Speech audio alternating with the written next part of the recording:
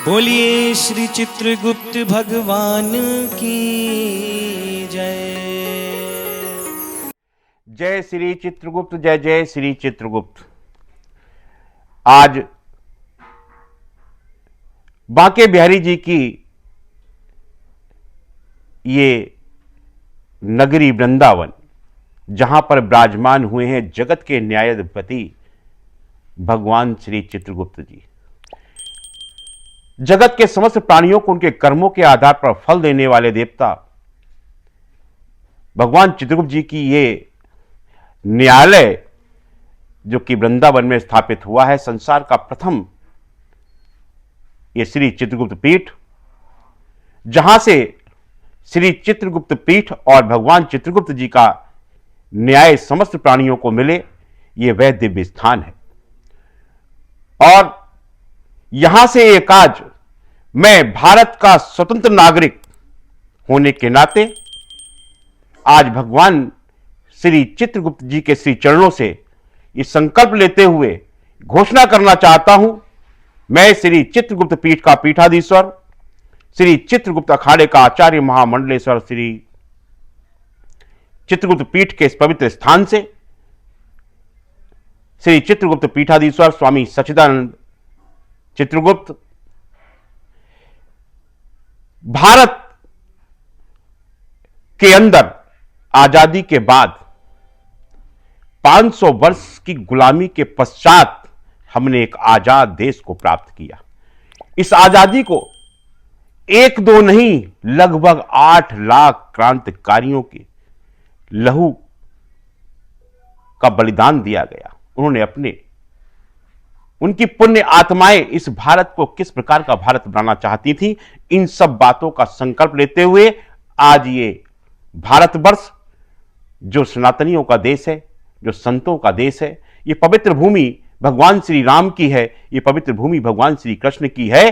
तो इस देश के अंदर भी भारत के संविधान के साथ भारतीय न्याय प्रणाली ही केवल मान्य होनी चाहिए।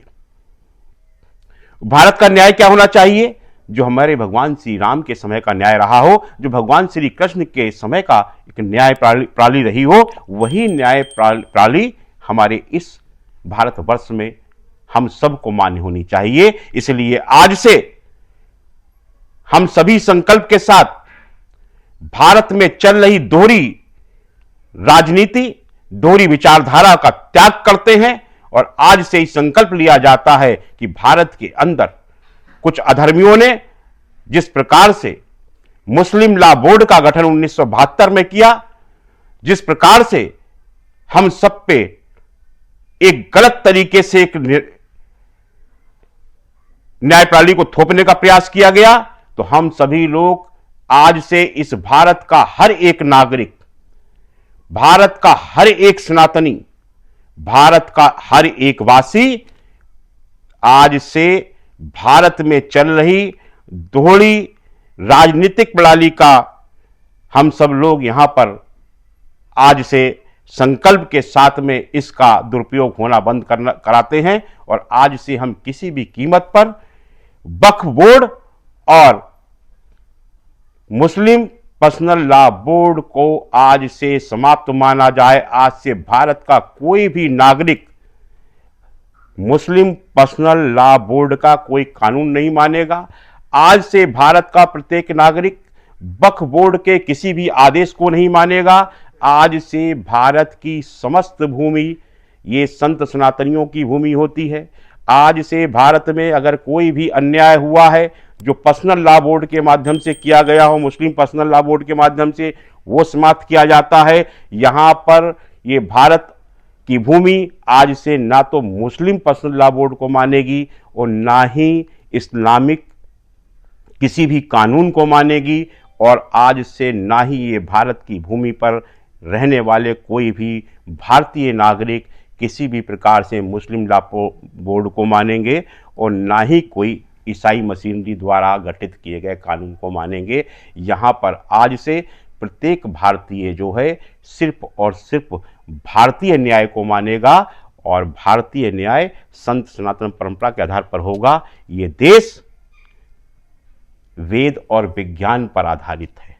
यह देश शास्त्र और गणित अर्थशास्त्र पर आधारित है। इसलिए इस देश के विकास में या विकसित होने में कोई भी अगर रोड़ा उत्पन्न हो रहा है तो सिर्फ और सिर्फ उत्पन्न करने वाले कुछ अधर्मी हैं जो कि इस्लामिक कानून को भारत पर थोपना चाहते हैं। वो अब किसी भी प्रकार से स्वीकार नहीं किया जाएगा। आज से भारत का प्रत्येक नागरिक हर हाल में इस्लामिक पर्सनल लॉ बोर्ड को, जो मुस्लिम पर्सनल लॉ बोर्ड के नाम से जाना जाता है, उसको आज से इसको स्वीकार किया जाता है। और साथ ही आज से वक्फ बोर्ड का कोई भी आदेश भारत में नहीं मानेगा। संत सनातनियों को आज से ये आदेश है चित्रकूट पीठ से कि कोई भी ना माने, और इसके लिए कोई कानूनी प्रक्रिया में अगर लड़ाई लड़नी होगी तो श्री चित्रकूट पीठ के माध्यम से लड़ी जाएगी। और अब कोई भी पर्सनल लड़ाई किसी की नहीं रह जाती है। ये भारत की लड़ाई है, ये भारत की भूमि है, ये राम की भूमि है, ये श्याम की भूमि है, ये किसी पीर पैगंबर की भूमि नहीं है। यहाँ पर किसी का कोई अधिकार नहीं चलेगा। जय हिंद, जय भारत, वंदे मातरम।